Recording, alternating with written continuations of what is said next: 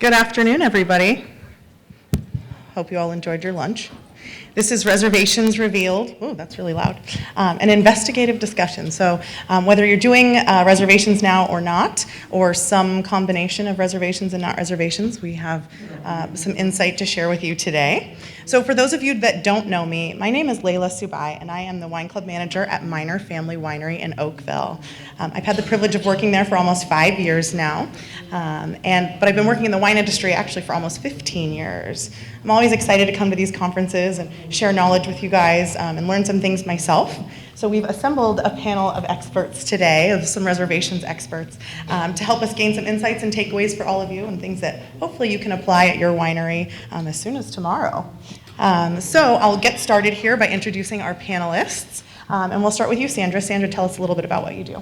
Thanks, Layla. Hello, all. I'm Sandra Hess, founder of DTC Wine Workshops. We're a consulting group supporting wineries of all shapes and sizes throughout the nation in areas of DTC strategic planning, customer retention, brand expansion, online workshops, in-person workshops. We do it all, and I'm excited to be here today. Thanks, Layla. Thank you, Sandra. And Meg Barkley from Clif Family Winery. Hello, everyone. My name is Meg Barkley, and I'm the Director of Hospitality for Clif Family Winery in St. Helena. I have been in the industry for almost, actually 20 years to the month. So I do feel that I have a lot of information to share with you guys, and I just feel very, very lucky and fortunate to be in this industry, and that my job is to actually share the wine country, specifically Napa Valley experience, with the guests coming through the valley. And Meg, tell us a little bit about Clif Family Winery. Approximately how many wine club members you have, how much wine are you making, and do you have a tasting room location? Yeah, we are located in downtown St. Helena in the heart of Napa Valley. I don't know if you guys have had a chance to visit us, but we've been around for just a couple of years, and about 3 years ago, when I came on board to help launch the Clif Family Bruschetteria food truck. So it's the bright green food truck on Main Street, St. Helena, that's actually part of our tasting room experience. We're a DTC winery, and we produce just about 5,000 cases. So as you can imagine, the guest experience is very important to us. Thanks, Meg. And Jenny Childers from Sullivan Winery. Hi, everyone. My name is Jenny Childers, and I'm from Sullivan Vineyards. I am the Director of Sales and Marketing for Sullivan, and I've been very fortunate to be part of small, medium, and large wineries, including domestic and internationally. So I think when it comes to reservations and bookings, everyone shares the same pain. So it's going to be really nice, and I'm very grateful to spend this hour with you all. Awesome. And tell us a little bit about Sullivan. How many cases, how many wine club members, what do you guys do there? We are a very small winery. We have 26 acres on the property, making about 5,000 to 6,000 cases annually. And we have a club. 90% of the product is sold direct to consumer. And we have about 10 markets open for wholesale.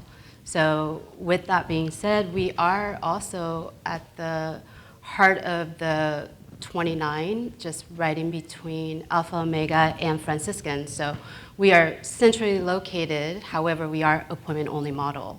So, thank you, Jenny. All right, so I wanted to moderate this session today because it has particular interest to me specifically and meaning for my winery and my wine club members. So at Minor, we're a busy property located in the heart of Oakville on the iconic Silverado Trail and open for walk-in traffic as well as appointments. And we're also actually only one of the only wineries in our neighborhood that's taking walk-in traffic. So right now, for us, we're just using a Google Calendar. We've tried the reservation systems before, haven't really gotten them off the ground as well as we wanted to, and we just keep going back to that Google Calendar. So it seemed, and for us, that actually seems to be working. Our owner has access to the information he wants to see. Everybody in the company can really be part of that. But maybe we could be doing something that would be working a little better.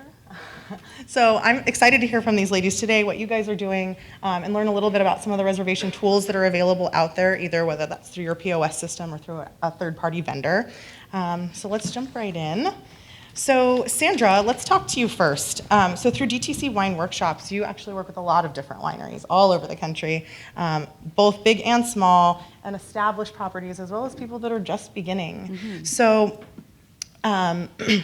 excuse me, I feel that this is probably a question that you get pretty often. So why do wineries decide to start taking reservations? Or alternatively, why do you think they modify like an existing system? And what's wrong with the way we were doing it before? Great question, and I will do my best to answer that. I think when we look at the why question, it's really how, more so for me, how are consumers now wanting to connect? What type of high-touch experiences are they wanting? A recent survey from Time Trade this past quarter indicated that 71% of consumers still want to engage at brick and mortar, in person, versus buying the same product online. So when we look how competitive the wine industry has become with 8,700 tasting rooms, I think that why question starts to become, how are we going to then better serve these consumers throughout the year? If they're coming in one time a year for a big club party or their annual trip to your wine region, how can we better connect with them throughout the year? And what kind of next experience can we provide through an elevated tasting through reservation management tools? Sure, so how do you help a winery determine if reservations are even the right route for them to take to begin with? Yes, I think there's 3 questions you need to start with. It's not a one-size-fits-all. You look at your respective region, and the first question becomes, do we have the right space? Can we map out the guest experiences with what we have going on now? And does it really make sense based on space to dedicate maybe a table in a conference room? And we're seeing this happen a lot. Let's turn the conference room into a tasting experience space for an hour reservation during specific slots. And so if that's the case, do it well, do it right. Test it out. And so start with the spacing, see if it makes sense. 2, the people. And so in some cases, when you look at your current staff, you might have the right wine educators to truly provide something elevated and educational. In other cases, you might have to hire up and bring in some additional resources. So at that point, you start looking at justifying the costs. And the third piece is, I think one of the most important, does the decision to bring online reservations meet your business goals, but also does it really meet your consumer needs to interact with your brand in a much more meaningful way? So all of this sounds very useful, and who wouldn't like to have a successful reservation model? But it seems really overwhelming, a lot of what you just said. So where does this process begin, and how do you get started? Yes, great question. Thank you. Start with your frontline staff, start with your management team, sit down, put together a requirement stock. Is now the right time, and if so, and if you've answered those 3 questions pretty well, and it seems like it's going to move forward, ask first of all, how is it going to change our day-to-day in terms of how we serve our current club members, our loyalists, our fans? What does that workflow look like? And with that said, that's going to help you determine whether or not it becomes an online contact form that you use in a WordPress site versus a dedicated phone number or maybe email address to a concierge or hospitality host. The next step would be, if you want to go beyond that, then maybe we need something a little more robust, a little more integrated with our e-commerce point of sale system. It's important maybe for our brand to have something that shows us the 360-degree view of consumers at point of sale or through our marketing reports. In that case, there's 2 main players on the market still. We've got Vino Visit, and we've got Seller Pass.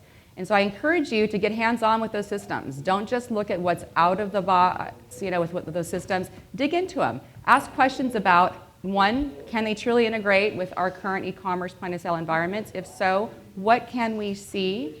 And then how can we leverage the data? Is it really going to make sense for our marketing teams to be able to pull this valuable information about who these first-time visitors are coming in through reservations? And so those are the approaches that I see most effective when evaluating. So what are some best practices then for vetting these software companies? What should people be looking for in a reservation management tool?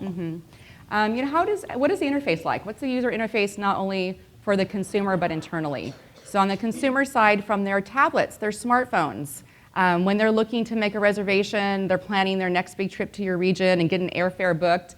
At the same time, maybe they're going onto your site to figure out, we need to make an appointment, and what are the options? So 1, is the tool intuitive and flexible to build 2 or 3 strong options now that meet consumer demand, and then in a year from now, is it flexible to make those updates, those changes, if you want to expand that program. Internally then, do you have the team available to manage the tool in an effective way? I mean, this should not be an additional thing that has to be done on top of marketing, on top of CRM management and point of sale updates and all that good stuff. So make sure that it's a tool that really fits into your current day-to-day workflow as well. And that's why I think looking at, if you're going to go with a Vino Visitor Seller Pass, having it fit nicely into your current environment. Thank you so much. Now, you and the folks over at Wente were kind enough to share some insights with us from a project that you had helped them with. So can you talk to us about how revamping their reservation system has helped a unique property like that with multiple locations kind of work through this transition? Yeah, I love this story. And so I launched a DTC case study series almost 2 years ago now. It's on our website. And what we do is we feature a winery and a technology partner to really get to the true ROI of why and what were the road bumps and what's really worked. And so this case study with Wente I found to be very unique because Livermore, California is an evolving wine region. And if you look at the last direct-to-consumer report with Shiv Compliant, one of the fastest growing direct-to-consumer wine regions actually in the US. And so it was very important for them to attract some new audiences outside of their respective region. And with 4 beautiful properties, a golf course, restaurant, they have a lot to offer, concert series in the summer. So they knew they needed to invest in something robust. So they decided to go with Seller Pass.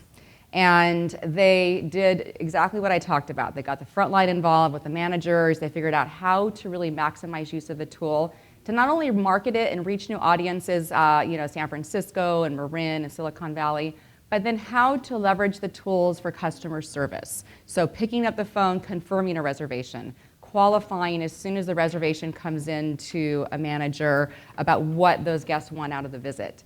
Tagging it if it's a club member to do something extra special, a surprise and delight. And what they found is, as far as an ROI, and you'll see all the numbers are up there in the slides, but one of the impressive number I thought was the average order value increased by 30% in 1 year. 25% conversion with smaller parties, and this was something they found also interesting over to Club, that they allowed parties of 4 to make these reservations and come in and spend an hour, and they saw a lot of higher conversion, which you think maybe, that's not always going to happen. And the last piece was 40% new traffic among the 4 different tasting rooms. So what a success story. Seriously. So I bet the management team over there was very pleased. And having the right tools is really important. So can you touch base on the staffing aspect of the undertaking like this? Yes. This was key for the management team also, having the 4 properties and a 5th experience. There was a lot they had to juggle with where to move staff around and then how to match the right staff to the right experience. So while you've got, certain people that have been on board for 10, 15 years, nailing it in the tasting room, they may not be the best person to do a seated tasting experience and do the wine education with these reservations. And so they have used the tool to better maximize their staffing, their time management with how they move staff among the properties, to execute the tasting experiences, and then also the follow-up to make sure that the staff that's working with some of those folks are assigned to the follow-up. Management also loves being able to see the data that's being gleaned from the tasting reservations and how it's being used later. So knowing if they have a major concentration on bringing in new audiences from a certain region, how is that translating then through the reservation data? So just to tee off on that a little bit, how do you help a property identify who is the best staff for what kind of experience? Mm-hmm. How do you determine this guy that's killing it in the tasting room is terrible with private groups? Is there a way that you help your clients determine who is a good fit for what? Yeah, I think being as candid as possible with your team, really making the team successful based on what their passions and skill sets are. And so if you're thinking about introducing a full-blown, system, and words of wisdom here really quickly, if you haven't done this yet and you're looking to offer new reservations and tasting experiences, start with 2 or 3 that you can execute really well that are also great reflections of your brand. Sometimes I've seen it go wrong where there's like 5 different experiences and we're going to do all of this, but it's really not genuine to the staff or the brand. So I think that helps the staff then be able to embrace the new experiences, the new opportunities to serve customers, and then simply ask your frontline staff, would you be comfortable sitting down and hosting a group of 10 in a vertical style tasting and walking them through, deep wine education during that time together? Or are you more interested in the tasting room bar and some of our other event experiences? Sure. So something that I'm hearing you say kind of throughout your dialogue here with us is that really kind of getting the buy-in of your frontline staff and making something like this successful seems to be really important. Very important. So that kind of takes us really nicely over to you, Meg. So Meg, you're here representing a winery that uses a hybrid model. So you're welcoming both guests with appointments and those literally just walking in off the street. So I've had the pleasure of visiting you many times over there at Clif Family Winery. If you have not been to the bruschetta truck, I highly recommend you stop by. I happen to love it so much there that I'm actually a wine club member with my own money, my own credit card. So every time, whether I come there with or without a reservation, I feel like your team just hits it out of the park. So how do you make each guest feel, regardless of their walk-in status or appointment status, that they are special and important? That's a very good question. I think it first starts with company culture, and at Clif, our mindset is that we are in business to create and share what we consider is the authentic Clif family experience. And so for us, any person walking onto our property that steps curbside, walks into the tasting room, whether they're lost, whether they think we're another winery, whether they're the UPS guy dropping off the daily shipment, that's an opportunity for us to connect with that person. Potentially they could become a guest, potentially they could be that cab lover that will go out the door with a case of cab, or maybe they have a friend or a relative that could be a potential customer. So first off, it's all about the customer. And then secondly, because we are on Main Street in St. Helena, and for those of you that haven't visited us yet, the guest actually sometimes enters our brand or our experience literally curbside by our food truck. So during high impact days, we actually staff a host or hostess. I don't have it in my budget right now to have a full-time position, as I'm sure some of you guys can relate to. So what we do instead is we have key management staff actually fill that position. It can include any one of the managers on the team, myself, even all the way up to the GM. We feel it's really important that we have a senior staff member in that position because they have the opportunity to vet the guests on the spot. And then also we do train our frontline staff to vet the guests as much as possible.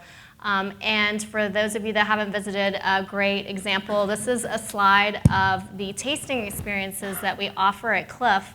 On there you can see, I think I probably have 8, maybe 7 or 8 experiences listed. We actually in fact have probably about 12 experiences. Some of them are listed on our website, some are not, but we have the flexibility within the program to upgrade or elevate the guest or politely herd them into the experience that we think that they are looking for by asking key questions. So Sandra really touched on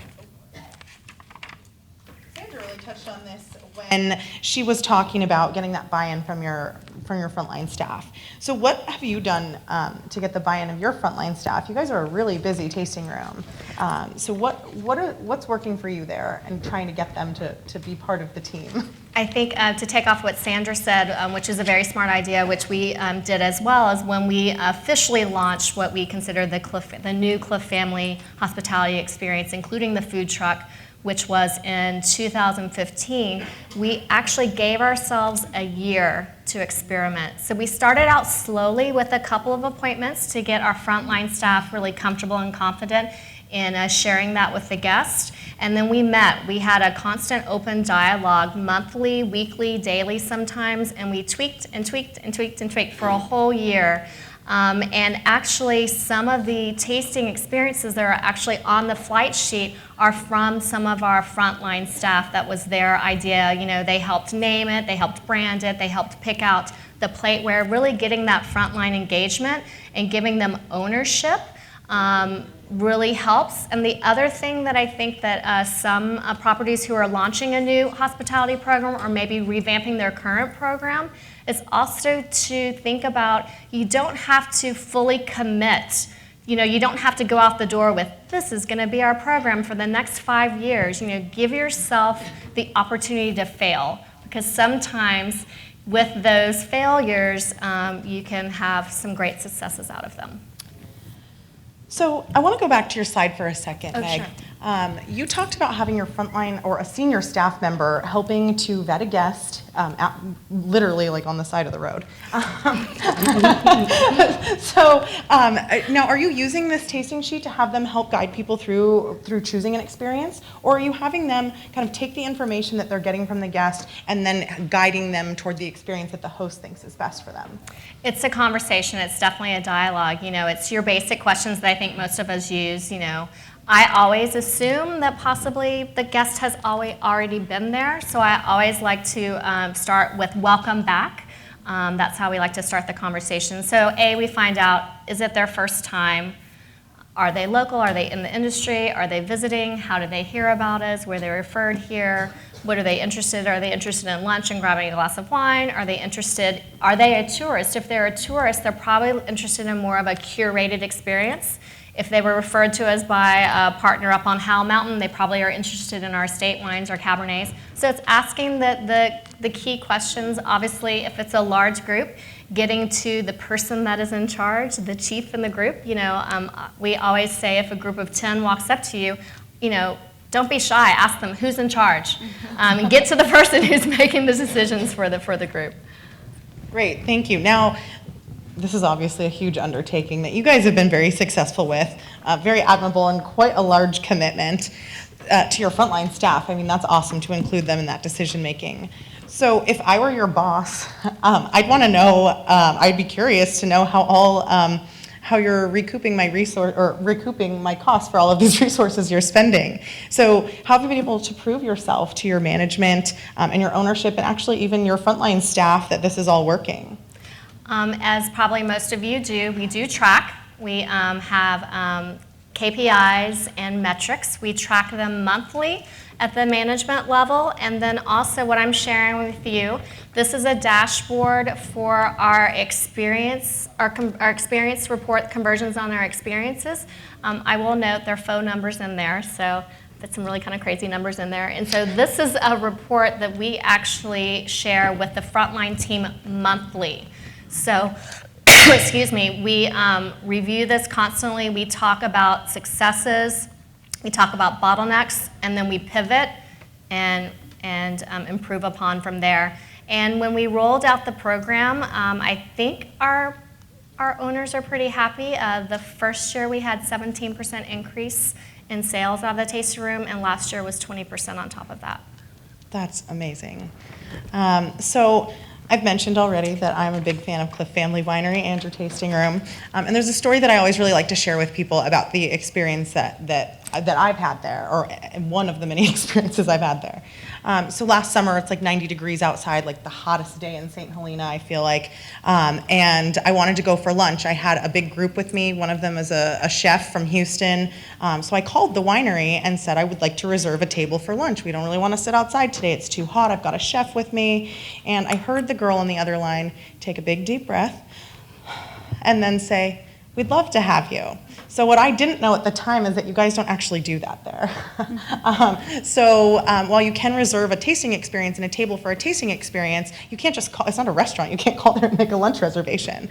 So when we showed up there, the table was reserved for us, they were expecting us, and we were treated literally like royalty. And then all of a sudden, this lovely woman, Meg Barkley, walks out, introduces herself to the group, and brings us a cookie. And the chef says to me, "Gosh, they must love you here. Who was she?" I said, "I don't know, I've never seen her before." So it was an experience that I was really, this is a James Beard award-winning chef that I had with me, and we were trying to think, where can we take him in Napa that would be really different and that he'll have a great experience? And he left there literally telling every person that he saw the rest of the trip that he had had this wonderful experience at your winery. So can you talk, and I think that being a person that answers the phone myself, I know when I hear that big deep breath, that's somebody kind of taking that sigh and thinking, how can I help this person? What can I do? Not unfortunately or anything like that. She took a deep breath, she slowed down and told me what she could do, which is actually what I wanted her to do. So for me, that really speaks a lot to the culture that you have there, that hospitality culture. So can you talk about why culture is such a cornerstone of your particular business model, and are there any tips or tricks that you could give our audience members to kind of help them streamline this process for the staff, and what makes that experience in your tasting room such a well-oiled machine? Sure. Thank you for the compliment. For us, our theory is make it happen and ask for forgiveness later. So we give our staff, whether that's frontline, anyone really on board, to make it happen for the guest. One thing that we did do when we rolled out this hybrid model is the person that actually handles reservations, that's number one on dealing with all reservations, is our strongest salesperson. We feel that the guest experience begins with that first email query, with that first phone call, when they go on and look at your website, when they check Yelp, when they check TripAdvisor. So for us, having a strong salesperson actually handling their reservation, they're able to vet appropriately and get that guest into the right experience. I mentioned on our website, we kind of have it a little bit as a teaser. We list a couple of our experiences. We purposely list them a little bit on the vague side because we want that customer to call us.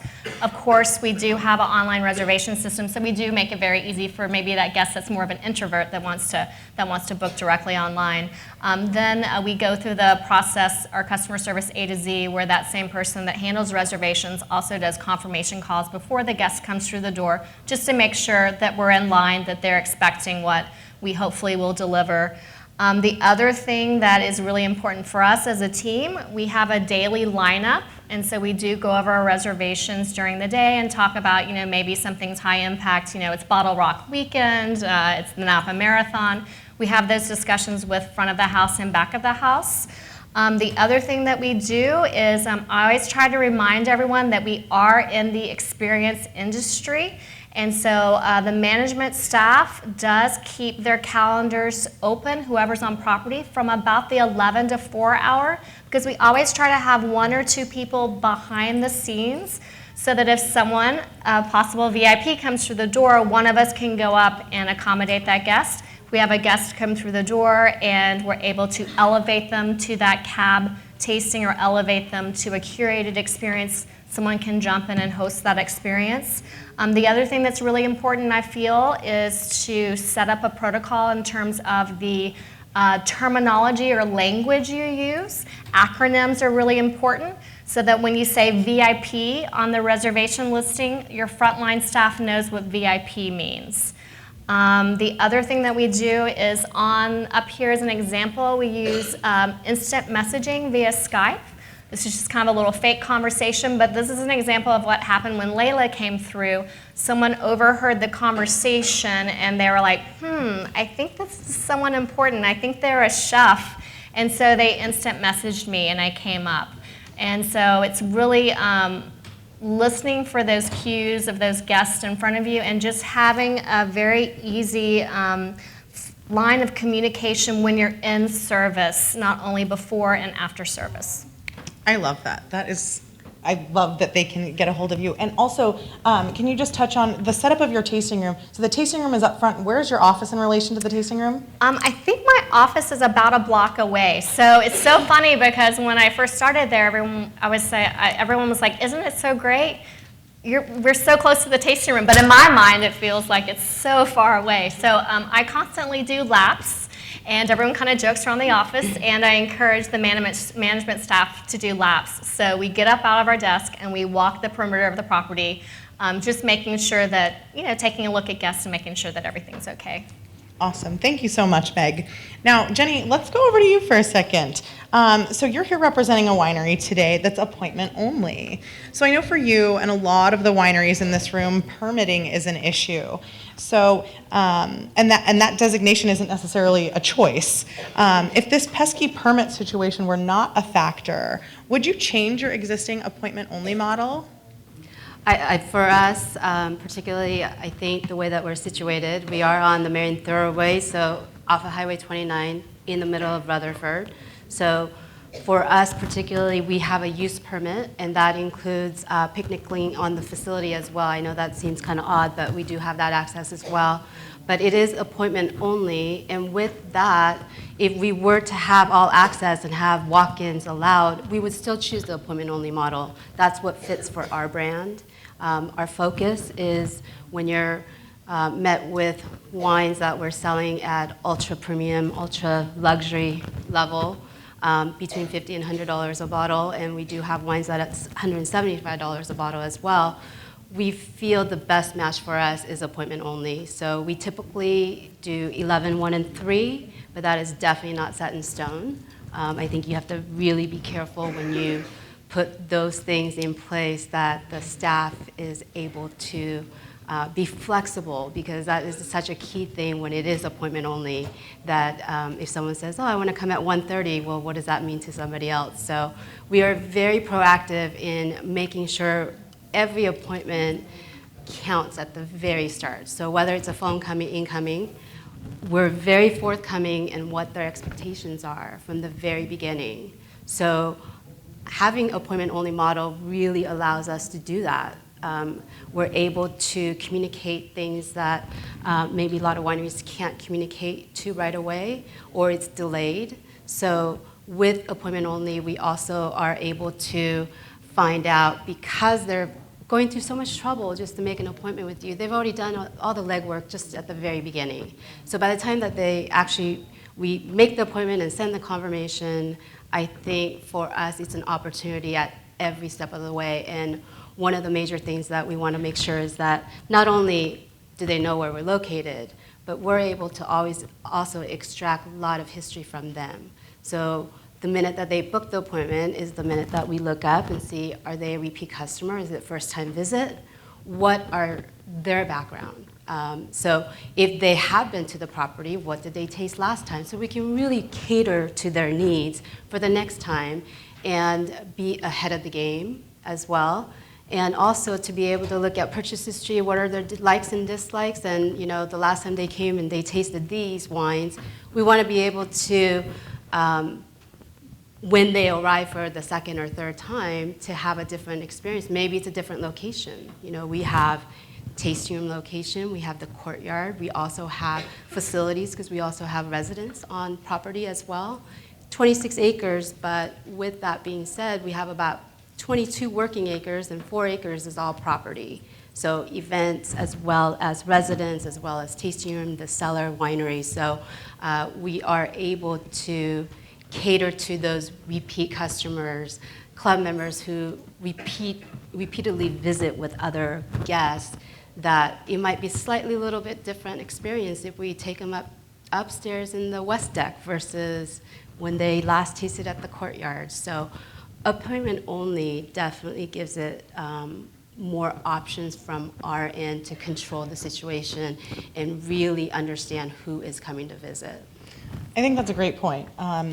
So essentially, by taking a reservation for every guest, you are pre-stocking or pre-vetting every guest. Absolutely. And definitely for a small property, that's super important.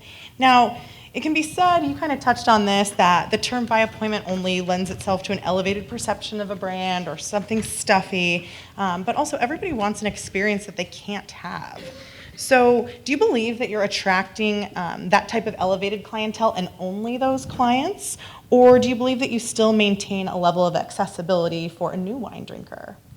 I think that for us, we do allow a lot of room for new visitors. And for us, I think one of the key areas that we are able to do so is to have lots of partner concierge, hotel, referral, different programs all over, not just locally, but also outside of the city and sometimes outside of the state. So not only is your club members one of your biggest assets for referrals, but to have wineries that partner up near you. Our closest vicinity is, Hall, Alpha Omega, Franciscan, and we work with them constantly because they're able to accommodate every walk-in being open, whether 10 to 5 or 9 to 6 at times.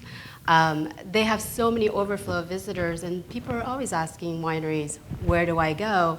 I calculated my itinerary so that I have a little room for visiting one more winery. Where should that be? So they're able to refer, and knowing that we're appointment only, they've already prefaced that they're appointment only, but let me see what I can do for you, make an appointment for you, or let me call and see if they can plug you in right now. So when we do have walk-ins, or when we have new visitors for first time visiting without an appointment, we're also able to make appointments on site for them. Or one of the first questions that we ask for lots of walk-ins, because we are off at 29, so we get all walks of, on a daily basis, walk-ins. And when we do receive walk-ins, we typically, the first thing that every staff asks is, how long are you staying? So if we know it's the beginning of their trip, then we usually make an appointment for the next day or the next day, depending on what's allowed for their itinerary.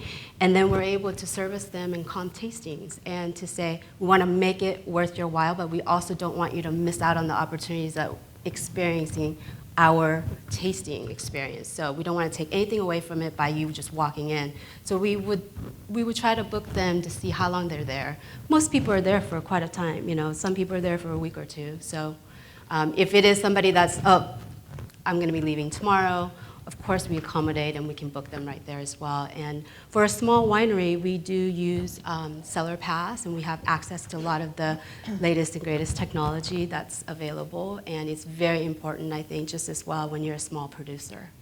So Jenny, does that ability to book on the spot, knowing you're by appointment only, does that ability to book on the spot help or hurt you from a staffing perspective and also from a customer service perspective?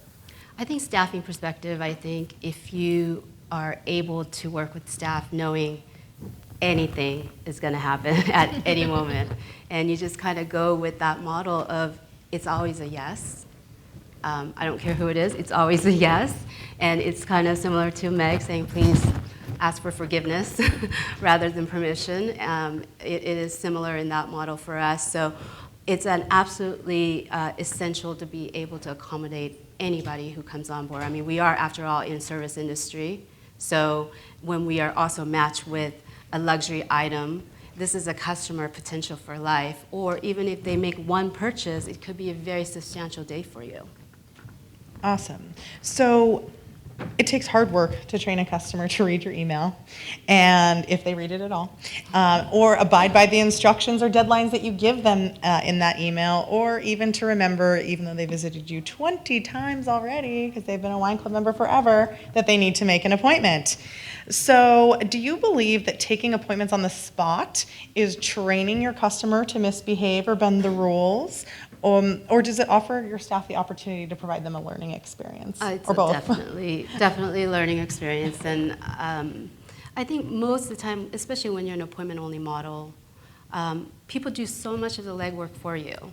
Really, we're already vetted to having probably somebody joining the club because they've already gone through all the loops and the hurdles of booking the appointment in the first place. So by the time they actually come on site, they're that much more vested into your company. So if you show well, good customer service, the wines taste well, really, those are the key factors of wanting to be a part of the fan base of being a club member. So I really don't think any of that really hurts. I think it's being able to be flexible on our end and their end, but for us, we utilize every opportunity because we are so small and we depend so heavily on appointments that we utilize everything in our tool from the moment that they communicate with us. We communicate back and in hopefully ways that's very personable to them as well. And I've heard you say before, Jenny, and I love hearing you say this, that any person walking through the door trying to give us money is not misbehaving. No, never. So, having been to experience Sullivan myself, you seem to pay really close attention to details, starting from the moment that people make that reservation. And I think a lot of wineries are really missing a great opportunity to convey that brand essence in that first touch point, that first confirmation email. So, I've taken a couple of snippets from your confirmation email here, and this is is this automatically generated through SellerPass? Yes. Okay, so this is a tool that's an automated tool, but it's still very personal to your brand. So right up in the first section when it's talking about where you're located. So not only does it say we're tucked off Highway 29 between Me Lane and Zinfandel Lane, it also says or between Alpha, Omega, and Franciscan wineries. Okay, well, I don't know where Me Lane is, and I live in Napa. So I know where Zinfandel is, I don't know where Me Lane is, but I definitely know where Alpha, Omega, and Franciscan are. I love that you guys start off right there really clear with your message.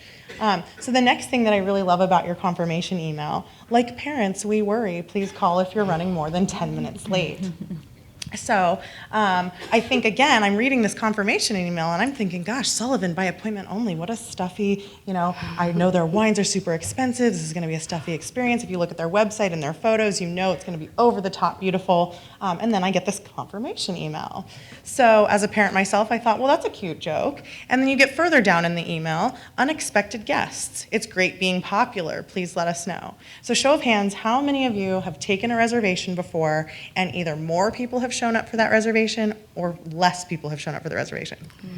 Basically like everybody in this room.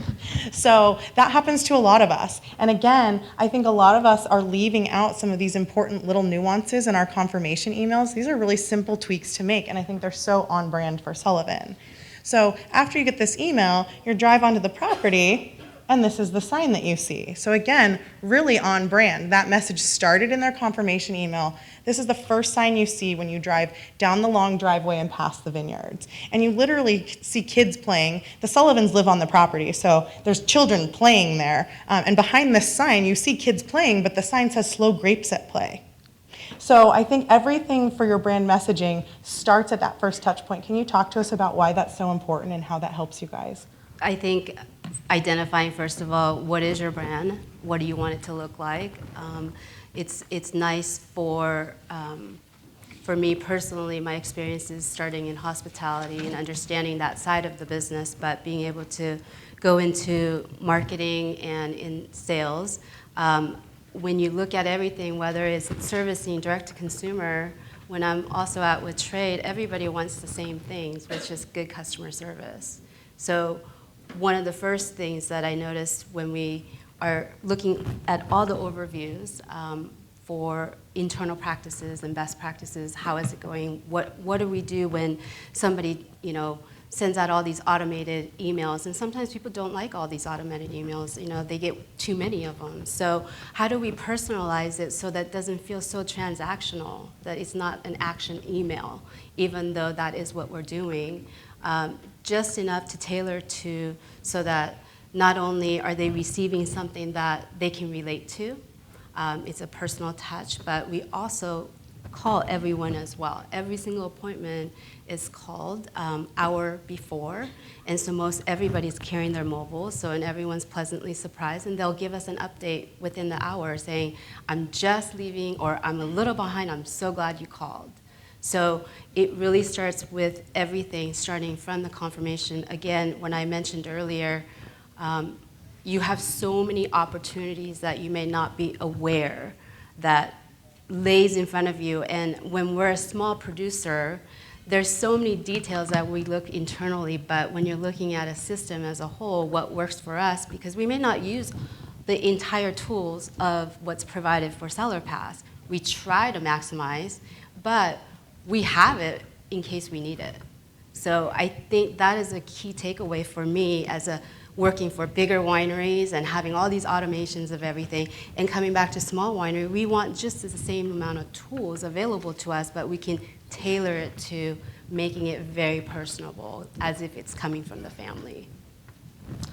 So all of this sounds really good, but we all know that not everything is like unicorns and sunshine and all this loveliness. So tell me, Jenny, about a challenge that you guys have at Sullivan in terms of reservations and how that impacts your business in a negative way.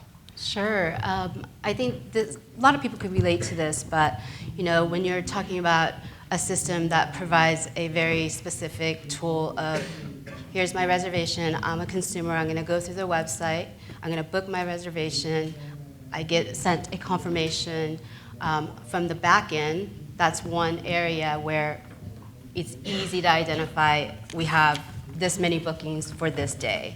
Well, when we have third party requesting to make bookings for their special clients, I think sometimes you're adding a complex layer there. So often we have lots of third party services servicing some high-end clientele. So one of the partnerships that we have, they're based in San Francisco, and they work directly with Four Seasons, Ritz-Carlton, in servicing their high-end clients. So when they contact us, although the reservation bookings may be and should be the customer profile in updating their member card, it really is a third party because they do not want any transactional, any monetary transactions to be on the surface or visible for their clients. Their clients, it's going to be an effortless visit. And so often we have to find a way to add another affiliate on top of that member card. And as you know, there's nothing perfect system, not one system that fits into all those unless you have it, built, customized, and spending lots and lots of money. So for us, we have such a need for this third-party service booking on their behalf for their clients. So although they come to the property and the clients, we capture all their information, transactional-wise. We have to be that much more diligent with our staff, knowing exactly who is visiting and whose credit card we're touching, and for privacy, and also to respect the third-party service. I think that's a big challenge for us. Great. And Meg, can you share something challenging for you? I'm sure. As you can imagine, having the hybrid model, I would definitely say that we are a dynamic, high-change environment. And so when we are looking to fill a position or hire, we definitely keep that in mind. We really have to have people on board that would thrive or be comfortable in a high-change environment. And then we are continually having to train the team so that they're able to be comfortable and effective when they are activating these experiences. I always tell the team to look like a swan. You see a swan glide above the lake and they look very elegant, but there's all sorts of insanity going on underneath. So we always want to be able to provide the guests the experience that they want, but be able to keep our composure and then of course sell a lot of wine and increase our AOV. Awesome. I love that. I'm going to use that. Look like a swan. So Sandra, you work, as we mentioned, with a lot of different wineries. Tell us about a challenge that you have seen occur and one that you have seen, that same challenge hopefully, been overcome. Right. I guess for the larger wineries, before rolling out a full-blown reservation-style experience program, looking at a seating app that's going to complement, if it's a cellar pass or a Vino visit. That can be a big miss the first time you roll it out and you've got a lot of people showing up, and how to assign your staff to various tables using a seating app to make sure everybody's on the same page, everybody is dialed in. Managers can come in then and help fill in where needed based on the app. Also, I think with any winery of any shape and size, explaining the new tasting experience opportunities to your club members and determining what type of value or perk you're going to offer to club members annually beyond just the standard tasting. And that's a question that comes up a lot, we've seen. As soon as we launch these new programs and new experiences, members are writing in or calling, so what does this mean for us? And so in some cases, it's been a wonderful opportunity to invite club members in first to experience the tasting opportunities comped and make that an added perk. And then if you decide to keep it as an ongoing perk, limit it to maybe that one time per year or what have you. That's a great idea, actually. Thank you. So I personally have gotten a few really good nuggets out of today. So one of them that's easy and free that anybody could do tomorrow would be to spice up your confirmation email. Make sure your confirmation email is on brand. You can start that message and start spreading that brand essence literally from the first touch point. Another one of my favorite nuggets from today is to make communication with your frontline staff on the fly really easy. I love that Skype communication that you guys do. I think that's great. And then another thing I think we heard from both Sandra and from Meg was to really take the time to vet those things. So yes, you can get started tomorrow, but really this is a process. This isn't something to throw your staff into overnight. It takes buy-in from everybody, your managers, the people that are working for you, and the people that are helping guide them along the way. So I definitely know that that gives me a place to start tomorrow, and I hope you guys have a good place to start tomorrow also. We do have just a few minutes left if anybody has any questions for our panelists. Yeah, go ahead. What recommendations might you have for a winery who is potentially going to be the first in the area to embrace a reservation-based tasting model, whether it's fully reservation-based or kind of a hybridized system? Sure. So I just want to repeat the question for the people that couldn't hear. So he's asking for advice for a winery that is looking to be the first in their area to adopt one of these reservation models. Ladies? I'll start real quick. I guess be true to your region, and so maybe ask your loyal club members and non-club members what would they like to see, what kind of experiences would be interesting to them, and then if you're going to be the first, you have an opportunity to educate the wineries around you about what you're now offering. So make sure that your winery partners are the first that come in to try those experiences. Awesome. Thank you, Sandra. Yes, right there. I would like to know, like, when you have a reservation in the walk-in system, and the people are late for reservations, and then the next group's early, how do you basically handle that with when you're late? Sure. So the question, how to handle a late arriver and an early bird with kind of grace and style. I think that's a great question for you, Meg. Okay. We have a lot of tools in our toolbox that we can use to either stall the guest if maybe the kitchen isn't ready or the host isn't ready. There's just all sorts of kind of tips and tricks that we have that we actually educate the staff to do so they know, okay, these are the tools and the tricks and the tips and the techniques and the experiences you can do to stall because the kitchen isn't ready. This is what you can do if you need that table and we need to sweat out the guests nicely. So we actually have those open discussions. And yeah, it's really about, you know, what can we do and then training the staff accordingly. Awesome. Thank you. Yes. I have a question for Jenny. Yeah. Do you feel like Cellar Pass gives you a proper opportunity to vet the potential clients that are making the appointments at your winery? And do you use it, second part, do you use Cellar Pass as a promotional platform to educate potential consumers about your winery, or do you use it actually as a reservation system? We've actually utilized both. There's opportunities to do advertising through Cellar Pass as well, just like any other software. So we have done advertising so that maybe we pop up first among the region. So there's a lot of little tricks that you can do behind the scene to be very visible for such a small producer. And for us, as far as the being able to accommodate the appointment only, we not only use just the booking reservation, but I don't want to be a spokesperson for Cellar Pass, but we do utilize other parts of the services that they provide, which is being able to create event, execute the ticket sales, collect the monies. We do all of those things, and it kind of eliminates a couple other things, maybe such as Eventbrite that you've been using, or emails as well, you know, so communicating and things that you don't have to manually do behind the scene, which is having to remember all those components of, oh, it's a week out, a month out, they should receive this.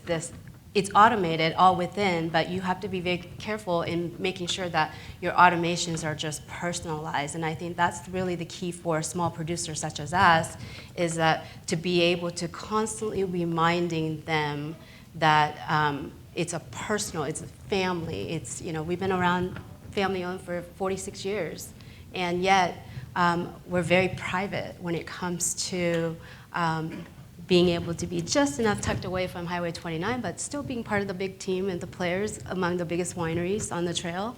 So I hope I answered your question, but we utilize anything that Cellar Pass has to offer.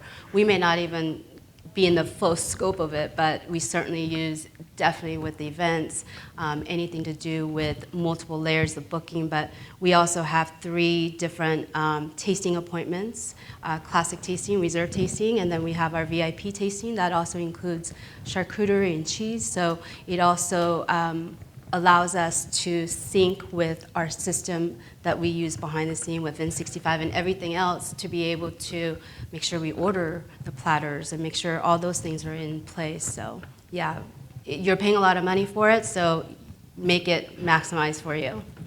Thank you. Right there. Can anybody speak to, I see that people are using Open Table and Yelp Reserve as some tools for making reservations. Does anybody want to speak to that? Sandra? Yeah, really quickly, I'll just say that OpenTable tried to come into the market 15 years ago, and Duckhorn has been their anchor client since, and now their only client for quite a while. If you look at the average, value of a 4-top at a restaurant versus a tasting experience for those 4 people, it's night and day. And so OpenTable pulled out pretty quickly, realizing this wasn't going to be a long-term model. So I would say, be a little aware of what they can provide overall in terms of what we're talking about here with a full service solution, as Jenny mentioned. The other piece about Yelp, though, Yelp is integrated on the back end now of both Vino Visit as well as Seller Pass. So I say absolutely leverage those features in both of those tools if you're using them. And keep in mind, just really quickly, that those ratings and reviews that you get through the Yelp interface, and if it's TripAdvisor or what have you, that's public domain. So it's wonderful to be able to repurpose those in your social media, your email marketing, and so forth. Awesome, thank you. Right here. I was just wondering, you mentioned seating apps. Yes. I was wondering if you had any recommendations for them. And also, second part to that question, if you're using a seating app and you kind of assign where you're going to place guests, what are some strategies because they're never happy with the table you take up? That is a wonderful question. Yes. I love that you asked that question because we looked at a lot of different seating apps. I think you can look at SeatMeet. That's one that seems to offer a lot of flexibility on the fly. So it gives you kind of the drag and drop and a really nice interface because as we all know, you get there and it's like, oh, what we want it to be over by under the trees, And so that gives you that flexibility. And it also offers the ability to segment by customer type, whether it's your club member lounge versus a non-club member. Thank you.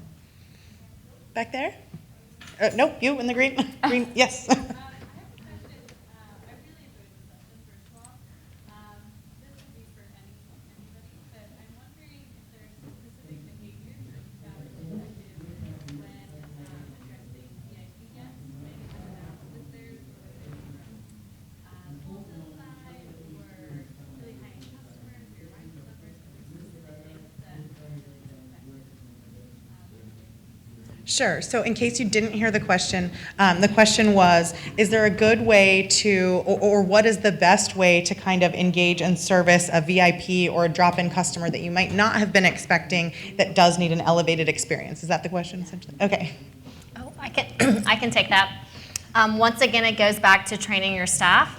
And we kind of have, in our little toolbox, we have about probably 5 or 6 VIP on the spot scenarios we can do for that guest. And then we give the power back to the frontline staff or host who is hosting them to ask the correct questions. We all know, you can tell when you have a customer in front of you that maybe they are VIP, they think they are VIP, they should be VIP, and then what do you do? So we do definitely give support to the frontline staff to ask the right questions, and then they can kind of gauge, do I need to bring them coffee at the end of the experience on us? Do I need to bring them a little extra chocolate? Do I need to share with them the tank sample that I have in the fridge that our winemaker brought up? So we have all sorts of different tools that they have at their disposal because you should be prepared because I would say probably about 50% of the people through the door want to be VIP'd.